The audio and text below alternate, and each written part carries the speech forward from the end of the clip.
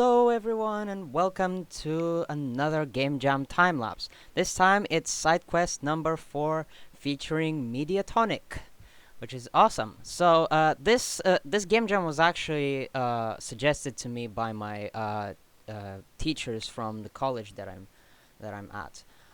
And I decided to check it out and see how this is what this is. So the theme for this one was one room, and here, as you can see, I've started a Godot project because I thought, why not make it in Godot? It might be kind of easier and stuff. At the beginning, you might have seen I played around a bit with Dropbox because I was working this time with my dad, having him make some art for me because why not? We can try working together. So yeah, me setting up inputs, making the player work and move around. I stole some scripts from another game jam that I did, which is the uh, I forget which jam it is, but it was the game Amazing Land. So you can see, oh yeah, it was the Godot WoW jam, of course. That's why I stole it from that. Because I had a similar controller, so I kind of needed just some movement for that. Here's me trying to do some stuff for the collection because the general idea kind of came in slightly later. I mean, I actually started the game jam 2 days late, so that's one thing. So the idea for this one was that you are some person in the room. It's kind of like a nursery room, and there's a whole bunch of mess everywhere, and you have to collect all that, and you have a Hoover because why not? Because those are fun. And here's me trying to make the vacuum collecting thing work and looking through docs and looking through stuff. That's probably the most that I spent doing, looking through all sorts of docs everywhere. Here's me walking around, trying to see if stuff works and if the vacuum cleaner collects stuff. And yeah, this actual part actually took me the longest, and I kept getting back to it because it's kind of a thing that I never really did. Uh, I kind of did mess up a lot on it as well. Here's me stuck on the the yes. For some reason, I was stuck in the docks. Anyway, now I'm back from being AFK. So yeah, here's a lot of stuff happening. I'm just sharing stuff on their Godot. No, not the Godot. The side quest for Discord server, which is nice. They've been sharing stuff. Some people been sharing things. Yeah. So here's me looking at a tutorial online that I found on YouTube and making a third-person camera controller, which I was like, that is exactly what I need because I've made a lot of first-person games. I've made a few 2D games, like side-scrolling games and all that kind of stuff. Why not make it a top-down 3D game? Because those are fun. I mean, because why not? And so here we go. Here's me putting stuff in, making sure stuff works, although there was a lot of errors and stuff. Couldn't figure out why stuff wasn't working for the longest of times, and there's me finally figuring it out. Yay! Amazing. So yeah, there's me now actually playing around, seeing if the thing works, and there we have a room that has been synced with me. And there's me trying to sync it again, waiting for Dropbox to start. I think it was like I had updated the computer and whatever. Anyways, trying to see, add some tags. Groups in Godot are amazing. I use those a lot in this game jam because it's just amazing. Because in Unity you only have one tag, and that's it, and that's why people barely use them. But now here with this, you can have you can have multiple tags. I mean, they're called groups, and all you do is like, oh, if this node is in this group, then do that, and that is super easy, and it's just so amazing. I love that. Yeah. So yeah, let's see. So I'm trying to do stuff, collecting, trying to make things work, trying to see how that works. It kind of ended up being quite fun. Uh, just me doing some more research and docs, doing some more work on the vacuum collecting thing, adding some more things to see if I can break things and mess around and see how fun it will be to suck stuff up, because that is fun. And there's more art coming in, including a ball pit and some more different types of balls, because those are fun. And linear interpolation, that's what I was trying to do, lerps, uh, for the collectibles, for all the stuff like balls and the books that will come in later. So yeah, I just made them, all of the collectibles move towards the vacuum nozzle, because that's where you want them to go, and they actually do kind of go there. Uh, Took a lot of kind of like testing and seeing stuff and trying out things. Yeah, it took a while, but I kind of got it in the end. Here's me going AFK for some reason again, and I'm back. Cool. Yeah, there's now a player, and some stuff, assets, and things, trying to see how it works. Some invisible walls so that stuff won't be flying outside of the room, so into oblivion, because those aren't really always fun. And now the collection area. So like if you put the balls in the ball pit, you, I mean, if I mean, they are no longer like a mess. They're no longer counted as a mess, or like, as I use the group, is on floor. So if the balls enter into the ball pit, that means they are no longer on the floor. Here's me trying out different other stuff. Oh yeah, there we go. That's me actually implementing the stuff. Me looking at how groups work, because I had kind of forgotten. I haven't really used them before, but yeah.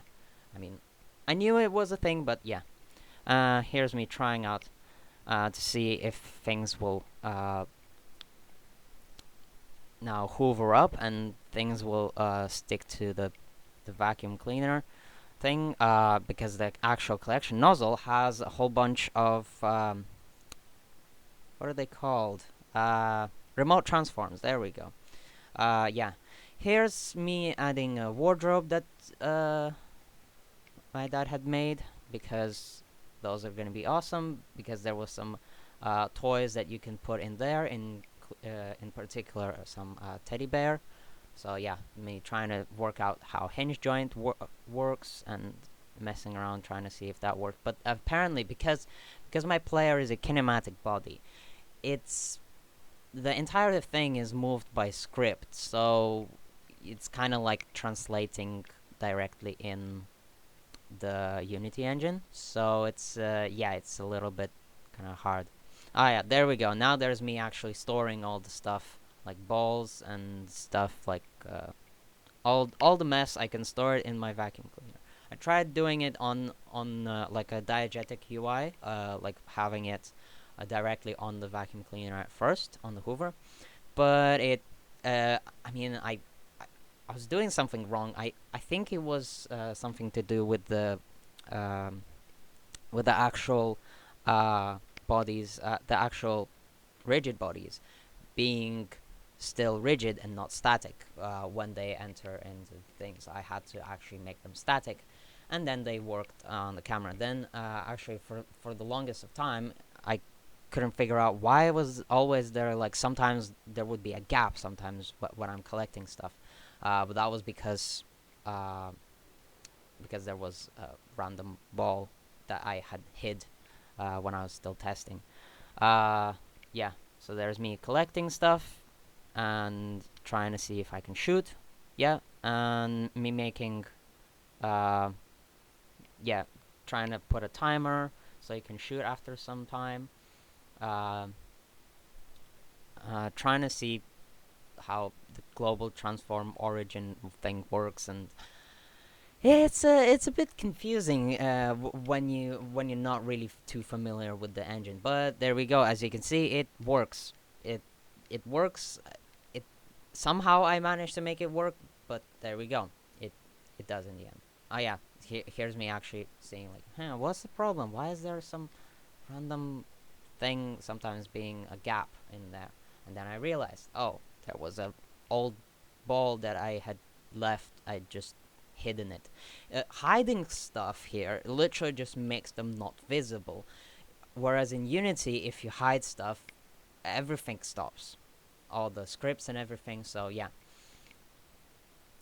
Here's me adding more groups, because as you can see, you can have multiple groups and multiple things, and that's the most amazing way to sort things, which is amazing. And it's super easy and totally, absolutely makes sense.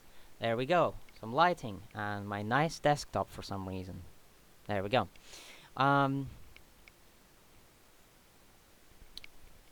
Trying to playtest. Ah, there we go.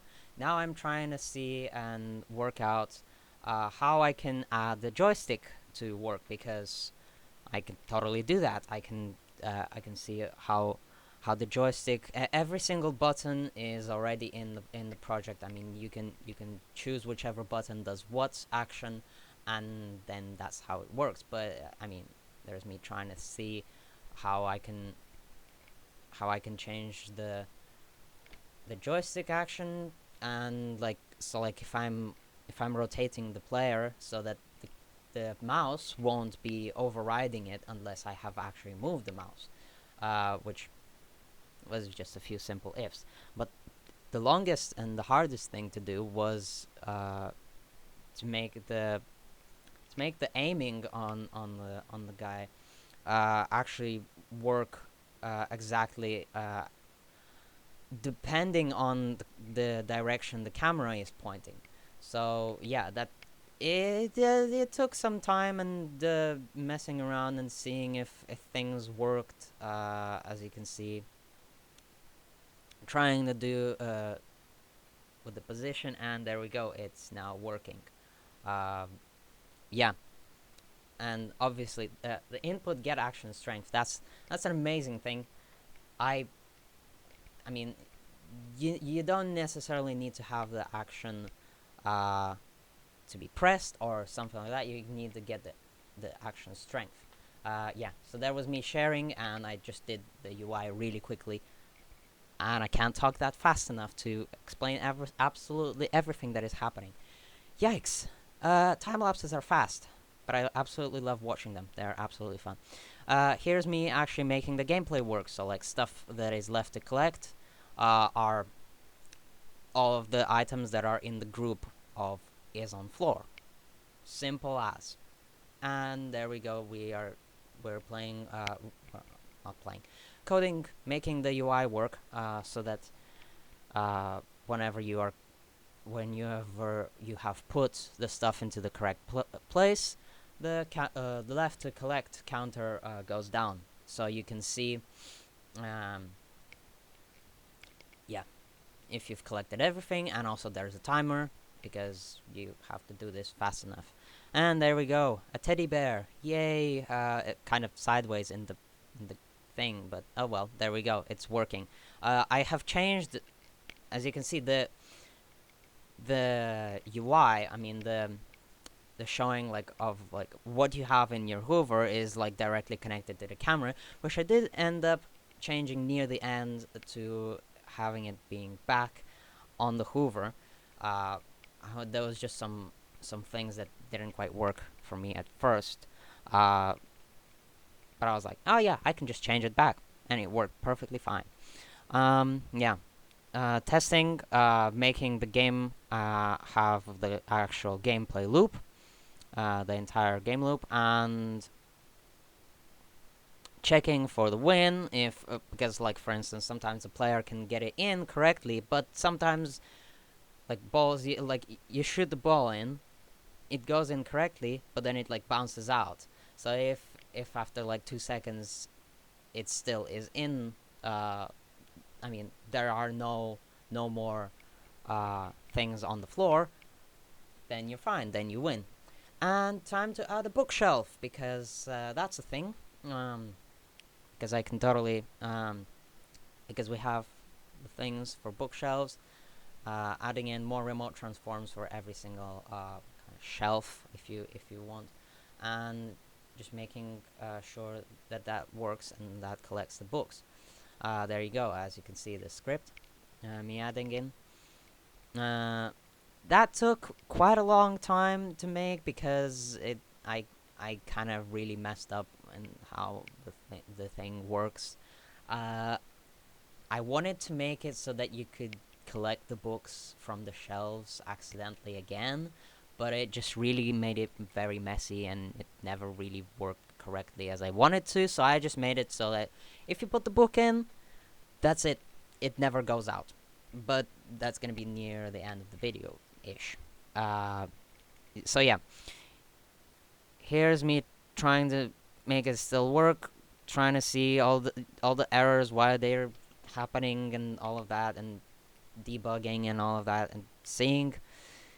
Yeah, it took some time. It took a lot of time messing around and seeing why those remote transforms would be like taking the book from each other and like kind of storing it in themselves, but then making the book still rigid, like like actually moving. And I was like, no, that's not how I want it. Basically, the problem was, here's me just giving some feedback to some people. Basically, the problem was that the shelves, uh, when one of those uh, remote transforms would take a book, the other remote transform would lose the book and say like, "Oh, now I've lost the book. Here you go. Here's your rigid body back." I mean, yeah, and oh no, that's not how it's supposed to work. Basically, yeah, books are now collectible. Yay! And me sharing more stuff and getting feedback and putting it back onto the vacuum cleaner so that the player can uh, have have all the stuff shown there, and it's more like a diegetic UI rather than just like straight in the face. Here's all of the stuff that we have. It's yeah. Otherwise, it was kind of annoying. Oh, there was someone who had actually made a book very very similar, and he was actually that person was actually making also a Hoover simulator kind of tidying thing. And this guy who I was just chatting with, he gave the idea for the name of the game, Hooverman, and the very mess of cluttered items. I forget what the next part is, because I just quickly we just quickly did that, and yeah. I think that is the last day now. Here, yeah, it is in fact the last day, and here's me doing stuff. Ah, yes, of course. There is some background and me wanting to do randomized things. So like it randomly spawns in. I know how to do that in Unity. I've never done that in Godot, so I was having to look at a lot of different docs, a lot of different tutorials. Here's me giving some more feedback to some people, uh, sharing some socials with someone else. Yeah, there we go. Randy, shout out to you. He's made I mean, he's made a pretty nice game as well. But he was the guy to give the idea for the name of this game.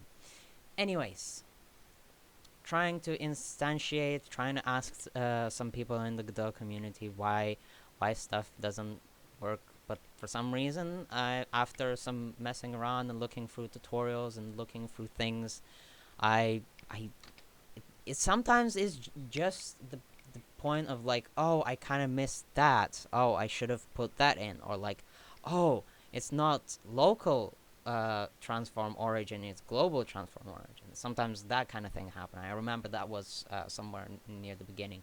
That was a problem, but I kind of fixed that kind of quickly. I didn't even see that in the timelapse. And there we go. The bookshelf's working and stuff is working, and now you can now the random spawning of items works and it's there. And there we go. The menu is there, and sharing the idea, the actual title of the game, which is cool. Randy liked it a lot. It's quite a lot of fun. Chatting stuff, talking about things. I can't tell that quickly what I was talking. I have already forgotten. And the menu, time to do that. And like when you click on start, it starts, and it yeah, I mean, just the basics things of what the UI should do. Making the time and the items left to collect look nicer fonts, give it a nicer font because it originally didn't have any font at all. I mean, it was just the default thing that happens in Godot when you just make a label. Watching someone else have made something in Unreal, which was kind of cool. Sharing stuff, doing stuff. There's more of the testing, more of the menu. There we go, going through scripts. I really didn't do some things quite so well because I ended up going back to the same scripts many times to change things, to add things. I mean, in Godot, because everything is node-based, you kind of are putting things however, I mean, you put each script per nodes, but, I mean, in Unity, I would just have, like, multiple scripts. It's kind of strange, but I kind of get used to being not able to do multiple scripts per node, because that's how I think. There we go, and the game works in the browser, everything works fine, and it's time to publish and share, and share some of my other personal projects like Boombox. That's actually coming up pretty soon. So make sure you look out for that. There's me editing the game, and then I realized, oh no, I have no sounds. Oh yes, so I need to add using BFXR. I'm just randomizing a whole bunch of sounds. I got some pretty cool sounds for like the squishy sound, like for the bear, like like the duck sounds when like like something like that. It was something very similar for the sound of the teddy bears. Here I'm trying to figure out how to play sounds like when stuff hits stuff, like when the balls hit stuff, like them bouncing sound and like the teddy bear hit sound and whatever. But I couldn't figure out that for the longest time, so I just went on to other sounds and that all worked fine. The problem was I haven't checked, but I think because I was looking from the rigid body and connecting the signal directly in the script, the problem I think was that I probably wasn't looking at the hit count and like sharing how many how many times stuff has hit. There we go. I quickly looked back to the old Game Jam Timelapse and because I needed some music, so I put in that. I went to the Timelapse, looked at the video, found what program I used for randomly generated music, which was Computoser. I will link that in the description of this video again. So yeah, thank you all for watching, and bye. Oh my word, these time lapses end so fast.